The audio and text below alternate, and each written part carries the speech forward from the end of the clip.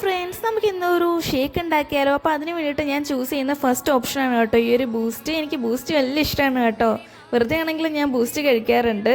പിന്നെ നമ്മൾ ചൂസ് ചെയ്യുന്ന സെക്കൻഡ് ഓപ്ഷനാണ് ഡേറ്റ്സ് ഞാൻ സീഡൊക്കെ കളഞ്ഞിട്ട് ഇത്രയും തന്നെ എടുത്ത് വെച്ചിട്ടുണ്ട്. ഇത്രയും തന്നെ വേണം നമുക്ക് പ്രിപ്പയർ ചെയ്യാനായിട്ട്.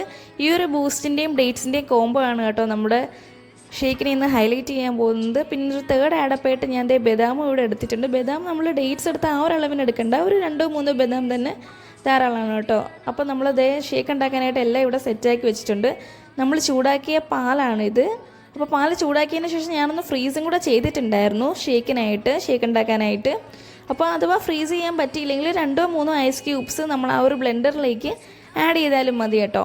അപ്പോൾ നമ്മൾ പാൽ ആവശ്യത്തിനധികം നമ്മൾ ബ്ലെൻഡറിൽ ഒഴിച്ചിട്ടുണ്ട്. അപ്പോൾ അതിന് ശേഷം നമ്മൾ ബൂസ്റ്റ് ഒരു 1-2 ടേബിൾ സ്പൂൺ നമ്മൾ ഇതിനകത്ത് ആഡ് ചെയ്തിട്ടുണ്ട്. എനിക്ക് ബൂസ്റ്റ് വലിയ ഇഷ്ടമാണ്, ഞാൻ നന്നായിട്ട് ആഡ് ചെയ്തിട്ടുണ്ട്. പിന്നെ അതിന് ശേഷം ഒരു 2 സിപ്പോളം ഹണിയും നമ്മളിവിടെ ആഡ് ചെയ്തിട്ടുണ്ട്. ഹണി ആഡ് ചെയ്തതിന് ശേഷം നമ്മൾ ഡേറ്റ്സ് നമ്മൾ സീഡൊക്കെ കളഞ്ഞിട്ട് വെച്ച ഡേറ്റ്സ് ആണ് നമ്മളിവിടെ ആഡ് ചെയ്യാൻ പോകുന്നത്.